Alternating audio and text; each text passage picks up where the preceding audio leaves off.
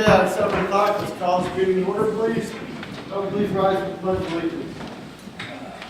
I pledge allegiance to the flag of the United States of America and to the republic for which it stands, one nation, under God, indivisible, with liberty and justice for all. Roll call, please. Here. Listener, Present. Butcher, Here. Krzyzewski, Here. Rears, Hey. Funkasler, Here. Tarulis, Here. Peterson. Board is established. Any amendments to tonight's agenda? I do have one. Mr. Frieders would like to talk about St. Patrick's Day before we get started. Patrick's Day. Yes, thank you. While we have a full room. You do? I like to talk about St. Joseph's Day. I have an amendment to the agenda. Okay, what you got? Can you pull number 1 EDC, the resolution for the intergovernmental agreement on consent agenda, please? Sure. I'll put it under EDC. Thank you.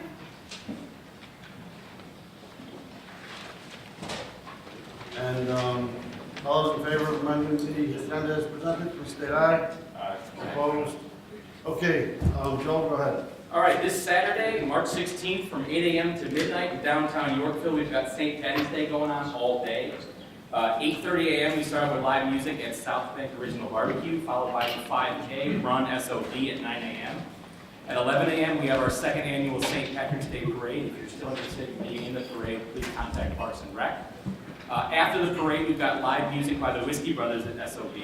And then from 12:30 to midnight, all throughout downtown, Casa Santiago, Law Office, Rowdies, SODs, Mike and Denise's, Susie's, or Roadhouse, we've got music and activities going on all day. If you feel like venturing out, I've been told by the mayor that the weather will be sunny and pleasant.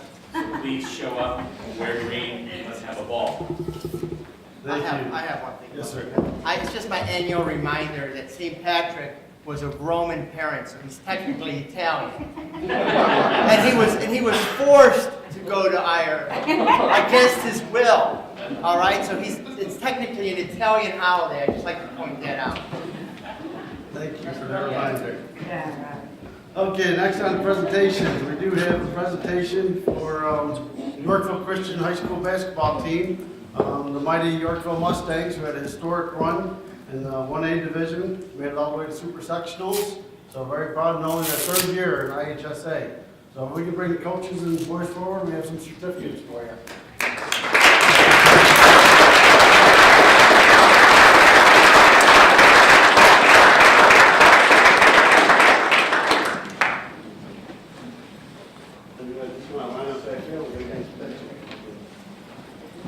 Everyone, you guys are taller than me, huh? And they're not finished drumming.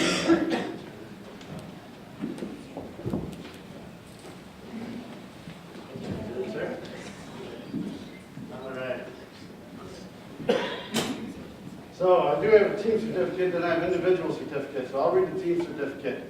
The certificate of recognition, the Mayor of Yorkville, City Council of the United City of Yorkville, present this certificate to Yorkville Christian Boys Basketball Team, replacing first in the Class 1A Regional and Sectional Championships and reaching the Super Sectionals for the first time in school history.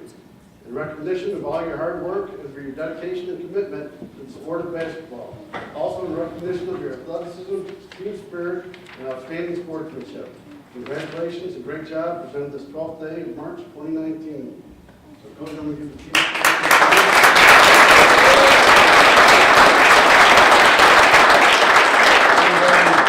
Before I pass them on to the boys, do you want to talk a little bit about the season or tell us some of the ups and downs? I know Absolutely, yeah, I was absolutely. talking to John earlier, just assisting the park had two boys, 6'7" twins. It's kind of tough to run into them. I appreciate you rehashing that. Yeah, no, it was a great season. I can't say enough about these guys. Just starting with regionals and it was the first regional win, actual regional game victory in school history, and then just ultra competitive group. You can see we're not the biggest group, but scrappy, gritty. They play hard. They play together. They can shoot the ball really well. Banded together at the right time, and up until that Elite 8 game, we had won 11 in a row. So we got hot at the right time. I'm so proud of them. They stuck together and played to glorify the Lord, and that's the most important thing for us. So. Very nice. All of Yorkville proud of you boys. Alex, are you here? Yes. Congratulations, sir. Colton. All right, there you go, sir. Congratulations. Tristan. Congratulations. Luke. Franklin. Franklin. Congratulations. Christian. Congratulations. Jaden. Congratulations. Lucas. Congratulations. Malik. Congratulations. Makai. Congratulations. Ian. Ian's sick today. Okay, I'll go with you. Elijah. Congratulations, sir. Jonah. That's been stayed in order, huh? And wine. Okay. Good. Congratulations again, gentlemen. One more round of applause.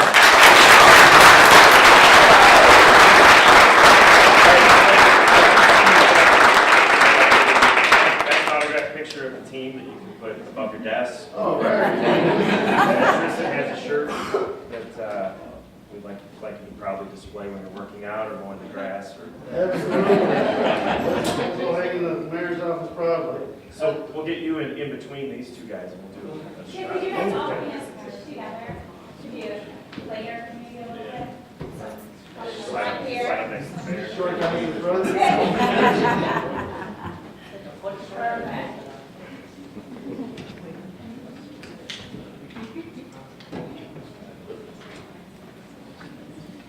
All right, 1, 2, 3.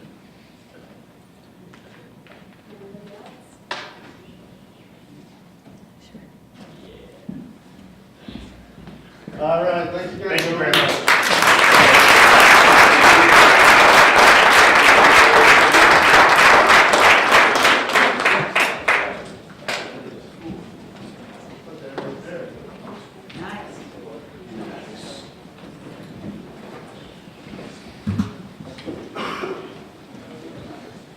Okay, we have no public hearings this evening, so do we have any citizen comments on items that are on the agenda this evening?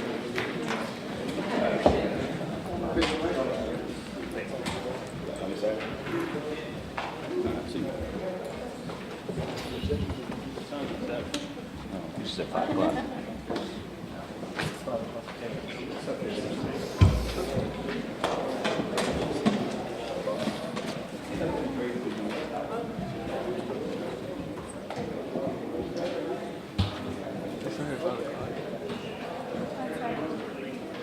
Corey Johnson, 1152 Grace. I wanted to speak about the, I think it's EDC number 2 on the agenda, but we're moving some properties of Imperial Investments from TIF 1 to TIF 2. It seems that we've done a great deal to support and subsidize this one individual business in Yorkville. It doesn't seem like it's been fair. You know, it seems that we have quite a history of doing that, you know, whether it's the build program, where we're subsidizing some homes at the expense of everyone else, or we're doing this continuously for Imperial Investments, and I just want to speak out against that because I don't think it's right. Good, too. Do we have any other citizen comments or items that are on the agenda this evening?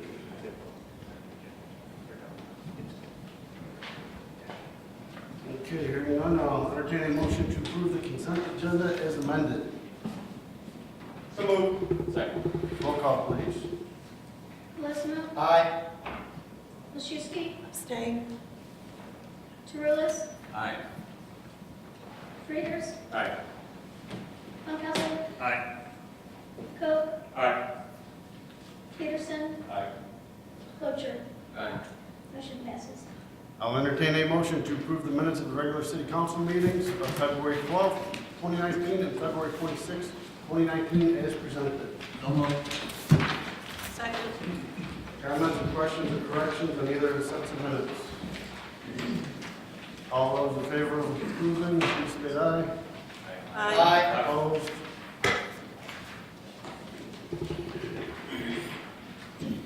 Under Mayor's report, I will entertain a motion to approve a resolution accepting Service Printing Corp's bid to provide design and distribution services related to the Parks and Rec Department's triannual program catalog, and authorize the mayor and city clerk to execute.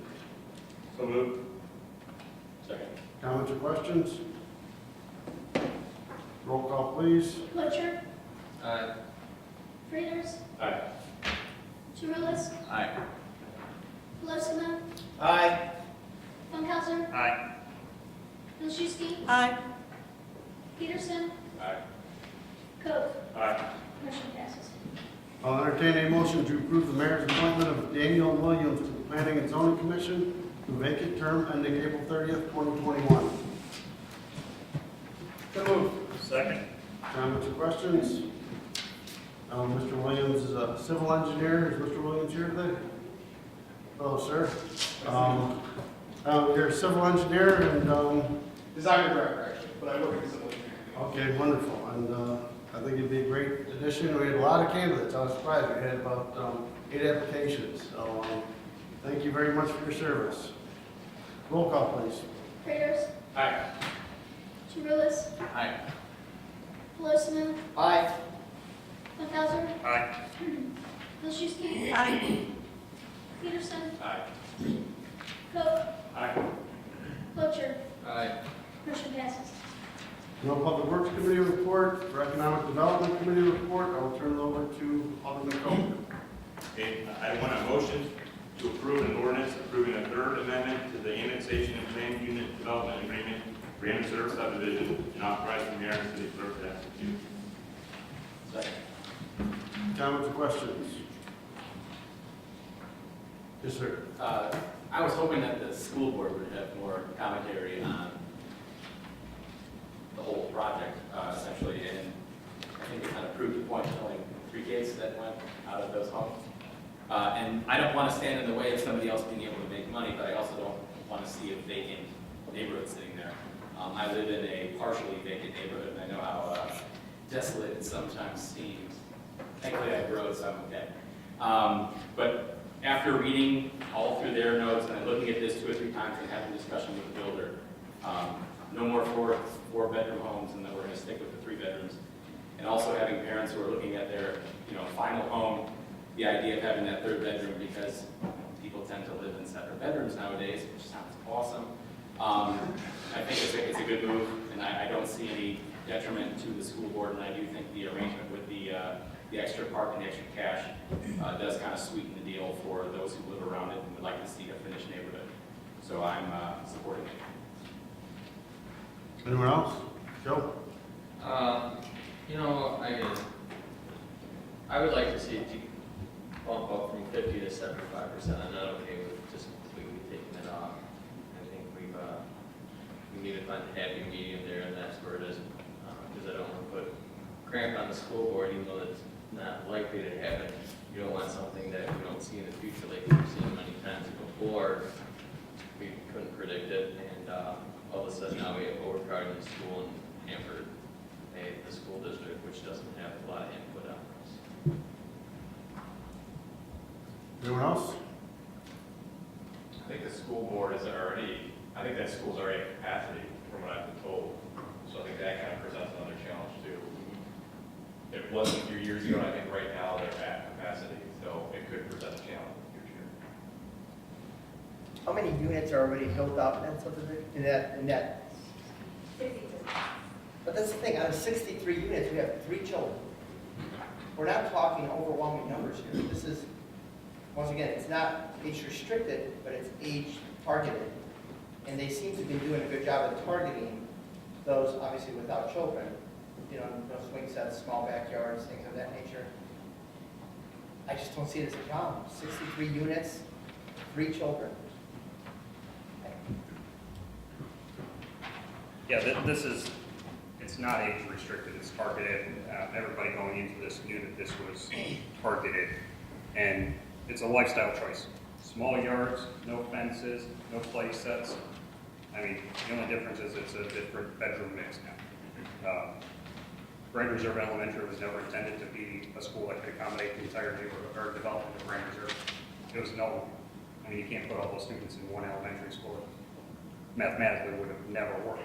So that's something the district does have to figure out, is where they're going to move students, because they are at capacity.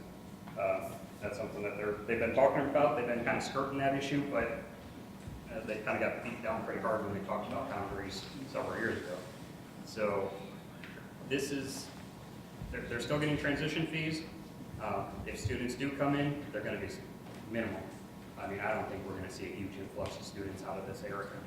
So I know that school board wasn't in favor of it, just because they're running up against capacity based on what they say is the max that they can put in their rooms, into classrooms. But that's based on what parents said, what they wanted. They could easily put a few more students in a classroom, and then capacity problems don't exist necessarily. It's all semantics on how they want to do it, where they want to put the students. So I don't see an issue with this. I want to see this neighborhood continue to grow, which it's doing a very good job right now. I want to see that keep going. So, and like Joel said, with the park, the addition of that, that's going to help our the neighborhood. So I think this is good. Anyone else? Roll call, please. Turulis. Nay. Colosimo. Aye. Funkelsser. Aye. Milczewski. Aye. Peterson. Nay. Koch. Aye. Fletcher. Nay. Traders. Aye. Motion passes. No, on E6, Mayor must vote. Yes. Aye. Motion passes. Motion passes. Alderman Koch, you have number 1 from the consent agenda as well. Resolution approving the intergovernmental agreement for reciprocal building inspection services between the United City of Yorkville and the Kendall County, and authorize the mayor and city clerk to execute. Second. Comments or questions? I could vote on it if it was Oh, I need to abstain from the Oh. What's the number? procedural. okay. Number 1 for the city agreement. No comments or questions? For this is the agreement for. I have to abstain from the tip. Right. Okay. Right. Oh, I got it. Yeah. Got it. Well, you wanted to vote on that. You took my whole way on 3 things, and I vote on this place. Okay, I got you. Because my house is in deterioration. Roll call, please. Funkelsser. Aye. Milczewski. Aye. Peterson. Aye. Koch. Aye. Fletcher. Aye. Traders. Aye. Turulis. Aye. Colosimo. Aye. All right, no public safety or admin report. Tim, anything from park board? Nothing from PZC, no city council report, city clerk's report. Any community and liaison reports? Yes, sir. Go ahead. The update on the National Suicide Prevention and Action Month proclamation, you've got 55 participating cities, 5 participating counties, and then now 20 participating states. Very nice. Good work.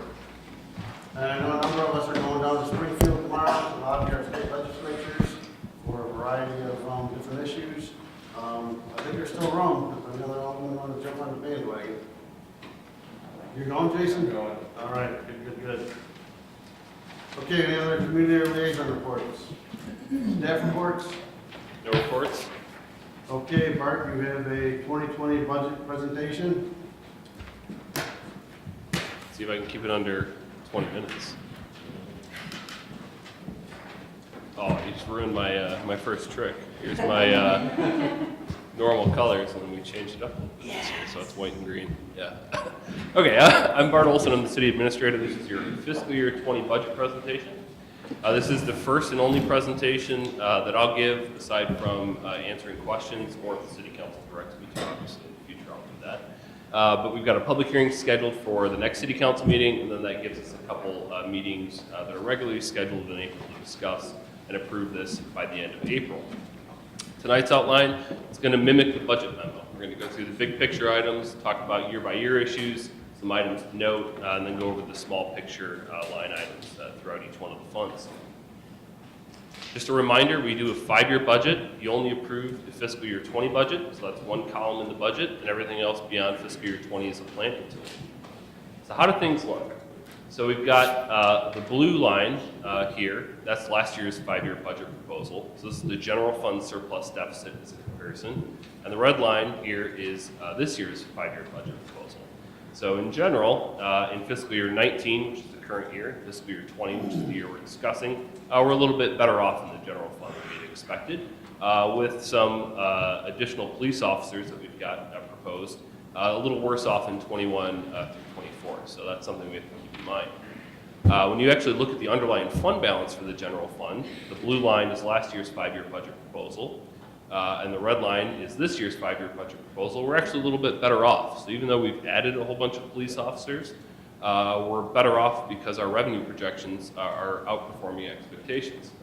When you take all the funds together, add them, and then tally them up, in fiscal year 19, which is our current year, we're a lot better off than we had expected because of deferred projects, control of management related expenses, but then also just revenues outperforming expectations. But the capital projects that are deferred in fiscal year 19, we're going to spend in fiscal year 20 before we come back in line in fiscal year 23 and 24.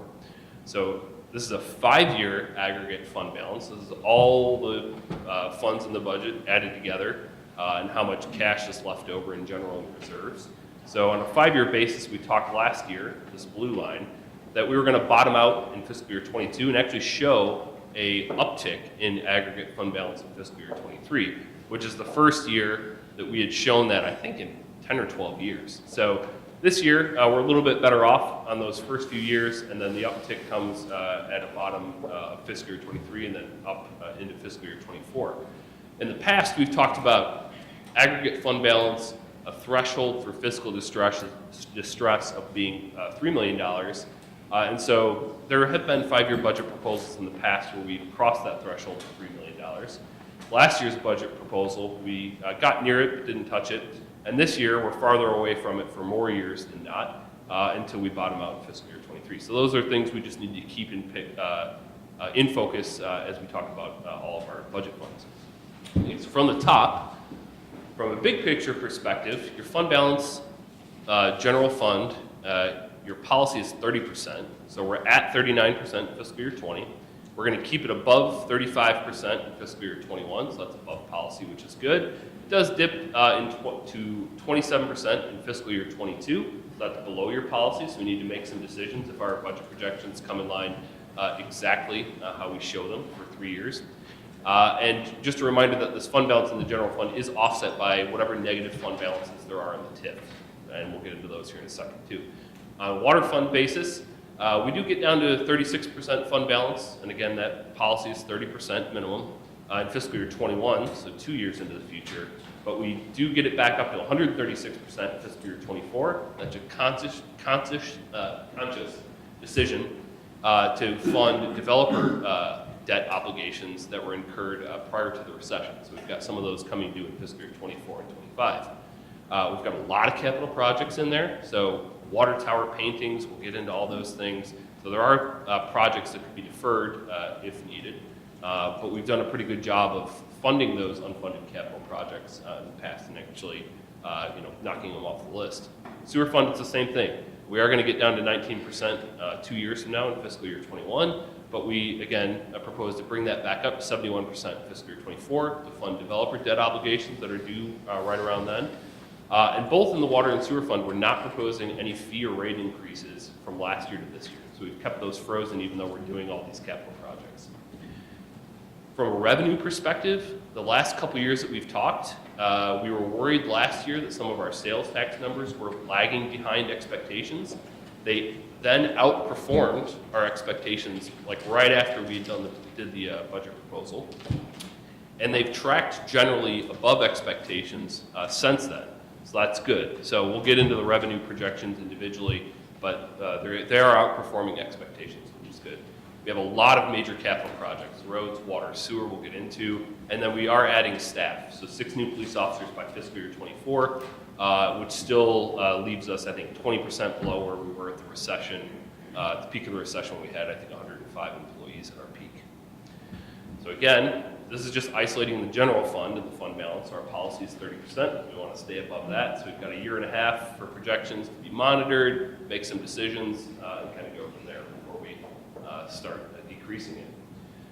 So just historically, I've shown a version of this chart every year, I think since fiscal year 9 or 10 when I took over.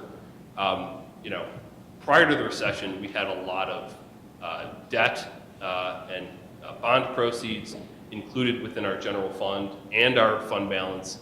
We bottomed out in the middle of the recession, actually like early out of the recession, and managed to climb our way out of that deficit during the recession, and then after we've managed to improve it up to policy. So we're currently in fiscal year 19, so between last year and this fiscal year, we expect no change to general fund balance, and then in fiscal year 20, we're proposing an even budget, so that doesn't impact fund balance either. Before, again, we need to start making some decisions in the second through fifth year of the budget on what we're doing. Water fund, so this is a similar chart, but only for the water fund. Again, we're in fiscal year 19 right now. We're at 88% fund balance, so way above policy, but we're doing a lot of capital projects. So we're going to complete those capital projects until we manage to build fund balance in fiscal year 24 when we've got those developer obligations. Sewer, same thing. We're currently sitting at 39%. We're going to draw that down through doing some new capital projects and then build it back up within a 5-year period. So when you add all these cities' funds together, again, $3 million right here is where we're looking at for fiscal distress potentially. So we need to make sure that in the next 3 or 4 years before we get here, we're conservatively budgeting, that we are managing our operational expenses, and making sure our capital projects come in less than we had budgeted. Okay, so let's talk about all the projects that we've got in each fiscal year. And I'm not going to read every one of them off. You can read them there in the memo. Big things: roads, state route expansions, funding our local share of those. Water projects, everything from water treatment plants to water tower paintings to water study, so long-term regional water supply issues are funded in there. Route 71 water projects, things that we were worried about being able to fund years ago, we're now funding. The one I wanted to highlight on here is Mill Road. So we have a tentative commitment from the developer of the Grand Reserve subdivision to front fund those funds to be able to do the rehab and realignment of that road. The earliest possible timeline that could occur is fiscal year 20, so we've shown that in the budget that way. If we miss it and it goes to fiscal year 21, or if a recession happens and it falls through, we can always pull that out of the budget at a later date. Fiscal year 21, again, a lot of road, state road projects, local projects, water projects, a couple park projects, sewer projects, all in there. Fiscal year 22, we start to get 3-4 years out. We have less projects planned because we're waiting to see what we need to do, and we reserve that decision making for future years in city councils. So fiscal year 23, again, same thing. We've got water tower, we've got park improvements, a lot of things that have previously been unfunded, we're now funding. So again, when you take all those things into account, this is our aggregate city fund balance. So we need to make sure that as this is trending towards fiscal year 20 and 21, we're doing these things, that maybe we defer some, or maybe our revenue projections end up coming in better than we had conservatively budgeted. Okay, so on to the items to note. So these are individual paragraphs in the budget memo. Just highlight them quickly. Our purchasing manager, which is a shared employee with Oswego, has already saved, by our estimates, $65,000. So that's more than half of her salary just since July. None of that includes soft costs. There is a 1-page summary in the budget memo that highlights those costs. There's actually 3 pages of detail that you didn't get. They were inadvertently omitted from the memo. I'll send those out after this meeting. It lists every major project, research, purchasing that she's worked on for both Oswego and Yorkville. And if it's research only, a general estimate of how much time she spent on those projects. So the general theory being, obviously, that she is an expert in purchasing, so she's better equipped to deal with those issues than department heads are, and she's at a lower salary than the department heads, so it saves us money for both communities. Bond refinancing, we finished the Windet Ridge SSA refinancing bond at the last meeting. That is the current estimate that we're showing. I think we communicated a little bit lower dollar amount. It doesn't close for a couple more weeks, so we'll see what happens there. Property taxes, We had set up a multi-year plan to reduce property taxes. We did that. I'll show that in the next chart. The last 2 years, we've increased property taxes only by the rate of new construction, which means, you build 10 new houses, you're basically levying last year's property taxes on those houses as new, and everybody else should pay the same dollar amount, all else things being equal going forward. So here's that multi-year plan. In 2011, we had our non-abated property tax issue. Citizens approved a non-home rule sales tax by referendum. We were able to immediately reduce property taxes. I think it was 30-something% at that point, and then reduced it 5 to 10% each year after that until 2017. So 2018 taxes were 2%, I think, higher in aggregate, but again, it shouldn't have impacted your tax bill because that's how much new construction we had. And 2019, the year that you'll actually pay those taxes, is the same thing. So it should be flat, all else being equal. So in the downtown TIF, we've got TIF 2 created. TIF 1 is still not extended, so that's a project we're still pursuing in different versions. We did put a couple new projects in there from last year to this year, beautification projects. So a small part of the downtown Courthouse Hill landscaping, and a residential and commercial facade improvement program. We've got a modest amount of funds in both TIF 1 and TIF 2 for a pilot project for this upcoming year. From a capital projects perspective, overall, we're going to be spending more money in fiscal year 20 than we did in fiscal year 19. That's primarily in hopes of Mill Road coming to fruition in this upcoming year. Road to Better Roads, so that's our branded local roads program. It's $1.4 million in total projects between sewer, water, and pavement. About $700,000 of it is actually pavement.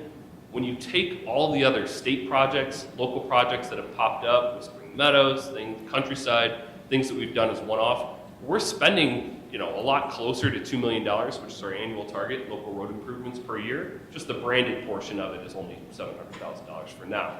So that'll be a discussion we have over the next 5 years.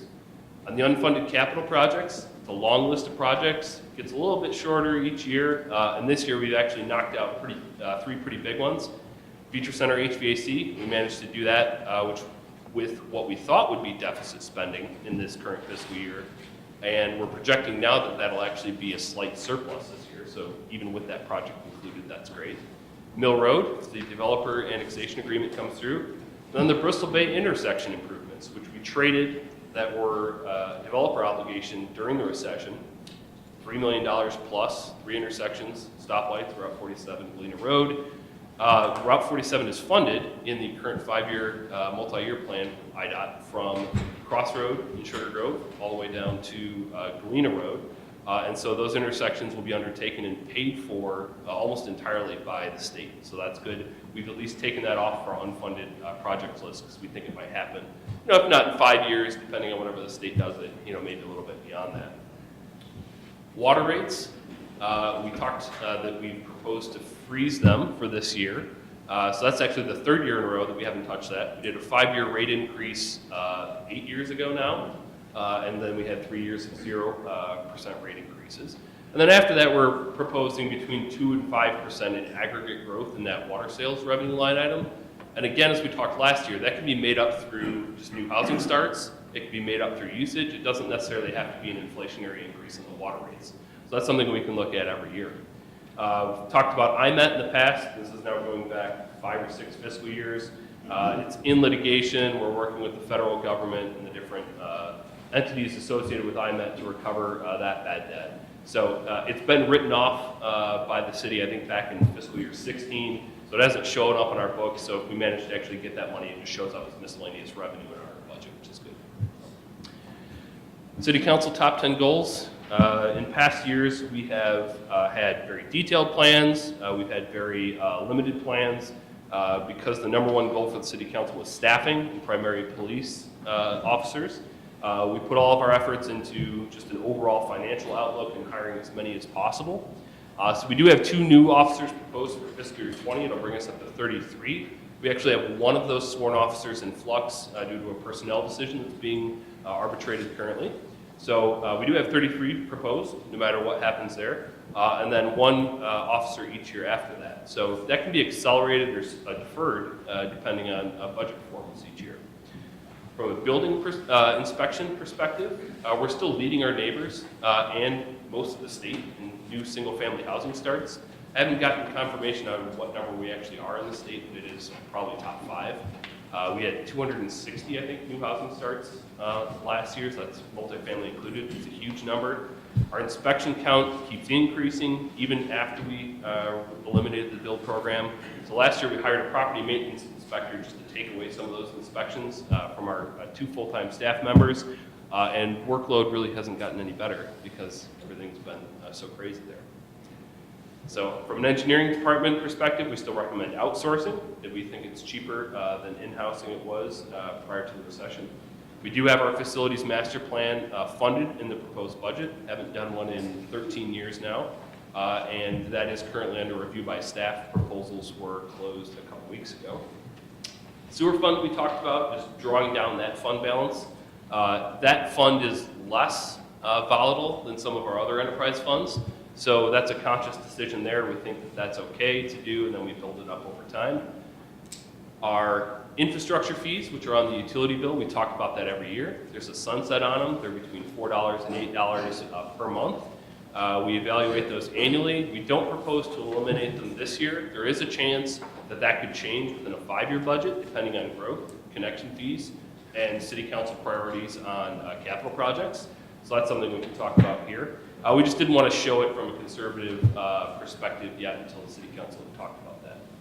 So that's all your items to note. On your small picture with each one of your funds, there's a lot more detail in the budget memo, so this is just kind of the highlights here. In the general fund on your revenue side, we talked about property taxes.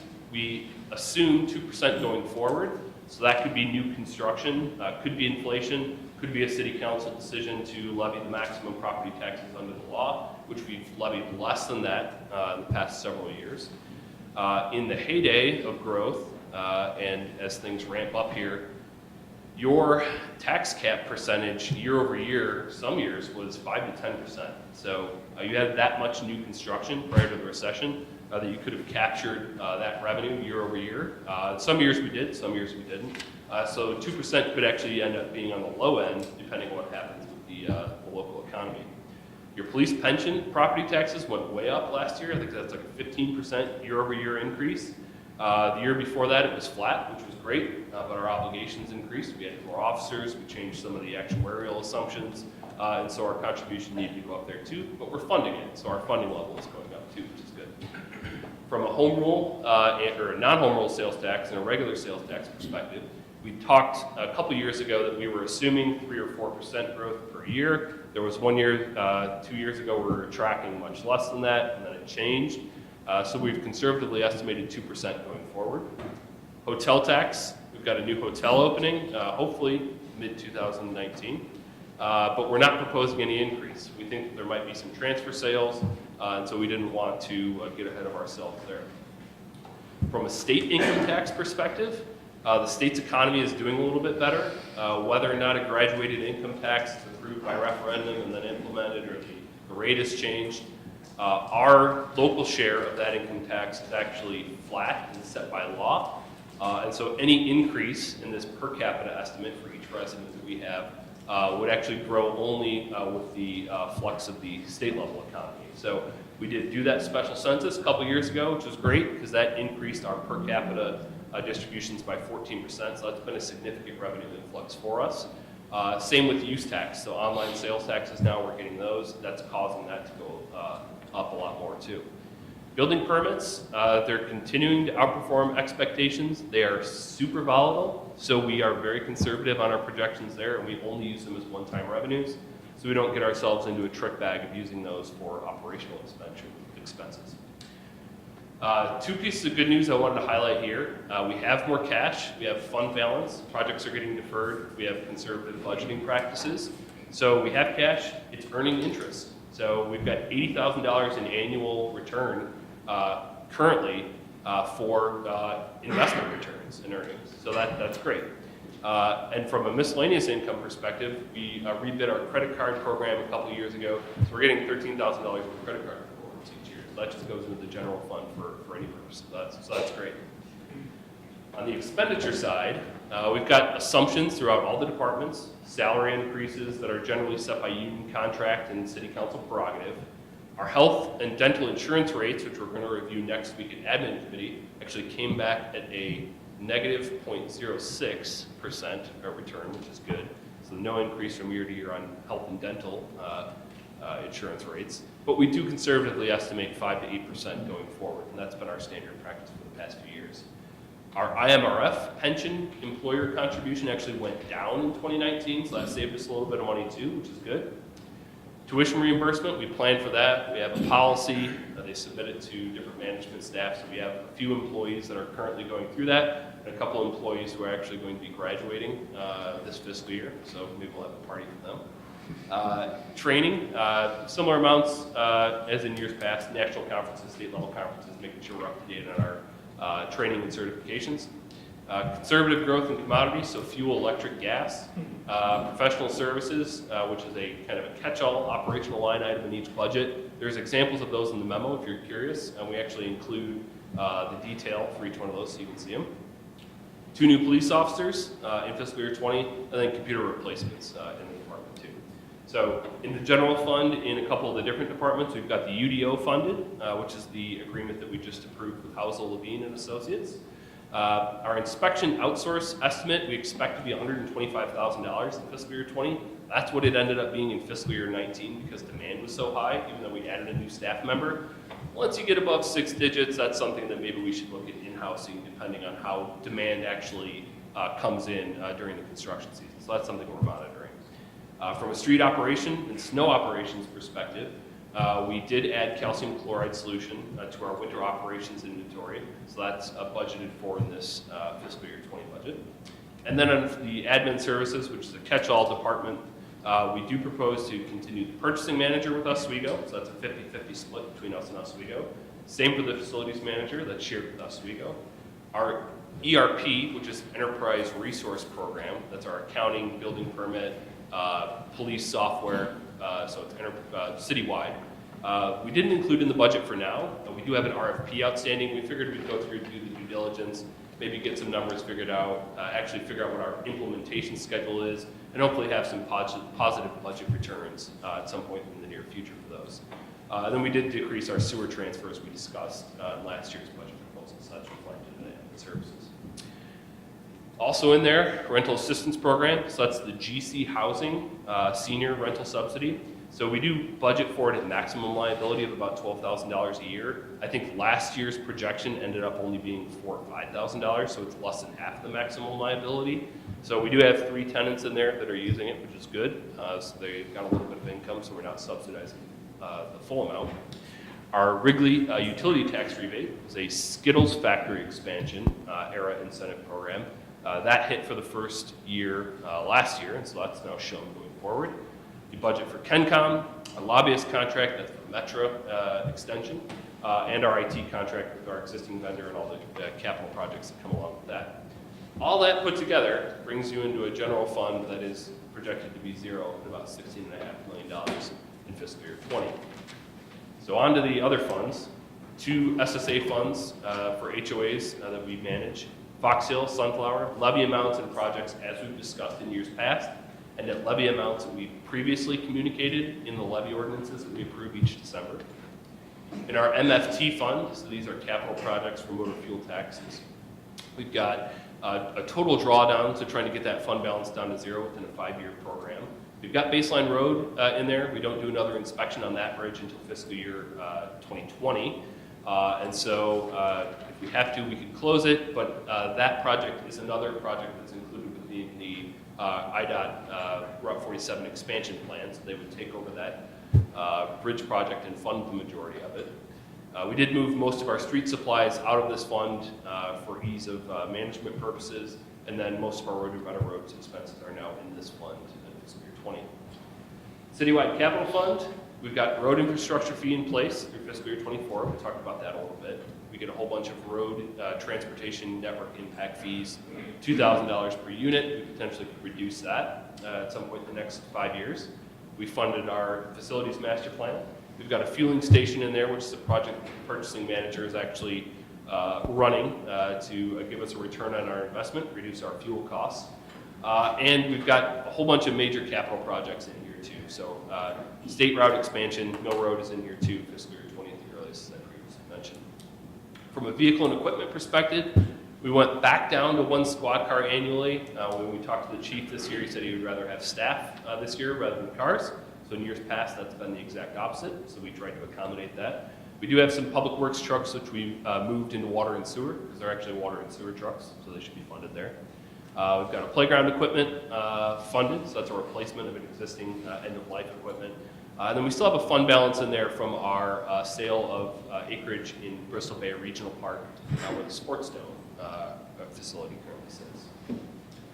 In the debt service fund, this is one example of pavement projects that we spend money on. They were just completed 10 years ago. So we used to do a Road to Better Roads program. It was called the In-Town Road Program. We sold a bond, I think, in 2006 to do it. We're still paying for it, so we have debt associated with projects, pavement projects that we completed 10 plus years ago. But the good news is that we non-abated the property taxes this year, and so we didn't collect any of that debt service from the residents as we used to back in 2011. Water fund, we talked about water sales revenues. We talked about water rates staying flat for the third year in a row. The water infrastructure fee staying the same. All of that supports connection fee assumptions, land acquisition related to our regional water supply discussions, well rehabs, water tower painting, which is new cation media exchange, so things you have to do in your water treatment plant to keep drinking water safe and clean. And then capital projects like the water main expansion and relocation, all funded in there. Sewer fund, again, no increase in the rates from last year to this year. We have a major project that we're proposing in fiscal year 20 through 22. It's a sewer SCADA system, so we have a water SCADA system. It allows our staff to remotely monitor and control our water system. We want to do the same with our sewer lift stations and pump stations. And so that will be a little bit of an efficiency for our staff, but it should prevent backups and other things from time to time. And again, we're proposing to fund those things and draw down fund balance over time and then replenish it at the end of a 5-year period. In a land cash fund, so this is Parks and Recreation impact fee related playgrounds.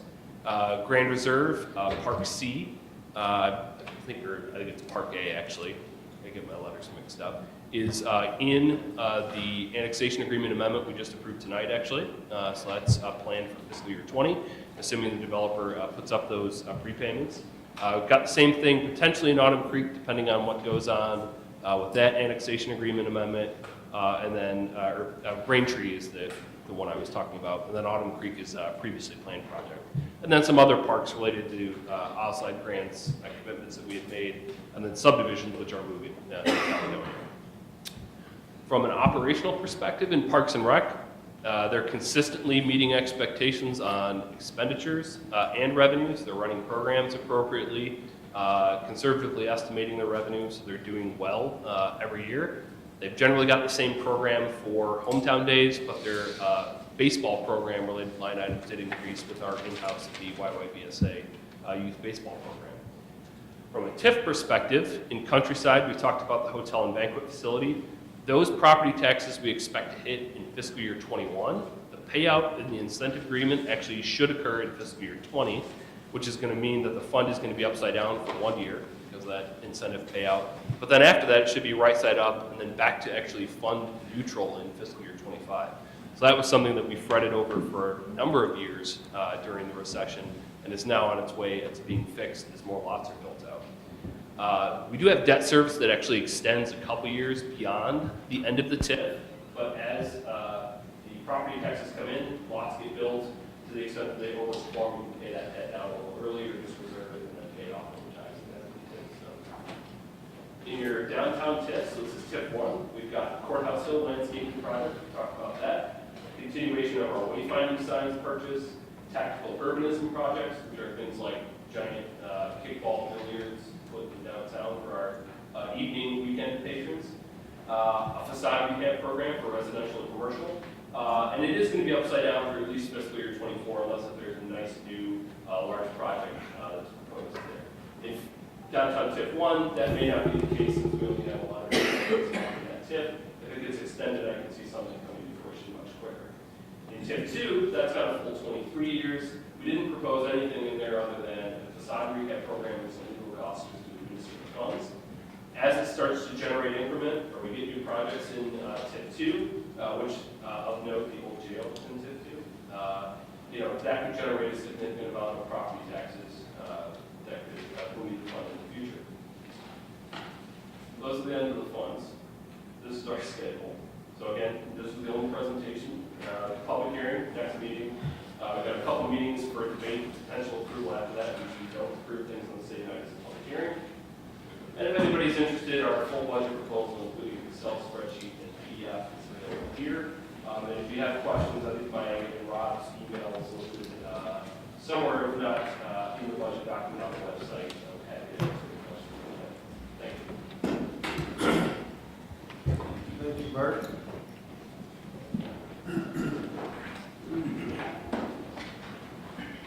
Do we have any additional business? Or we're going to discussion next week. Do you want questions? If you got a question, ask. If there's a question, even if I can't answer it, I can record it and then email it. I just had a quick question. I know the plows in the county this year, I didn't go through like page by page, I just read the summary. Are we addressing the plows? There are no large snow plows currently proposed in the budget.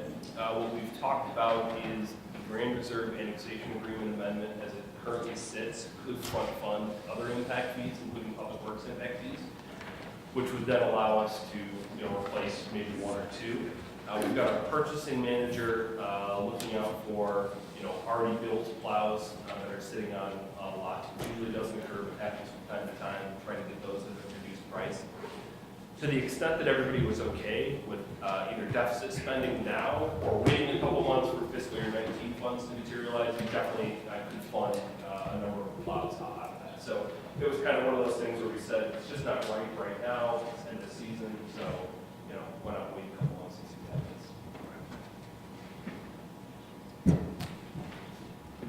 So is purchasing manager looking for one with flames on it again? We're always looking for vehicles with flames on them, as long as they have stickers and not actual flames. Any additional business? We do have an executive session tonight on litigation. It should be quick. So I'll entertain a motion to go into executive session. So moved. Roll call, please. Turulis. Aye. Vilshinsky. Colosimo. Aye. Locher. Aye. Peterson. Aye. Coe. Aye. Funkadler. Raiders. Yay. Motion passes. Okay, there will be no action after executive session.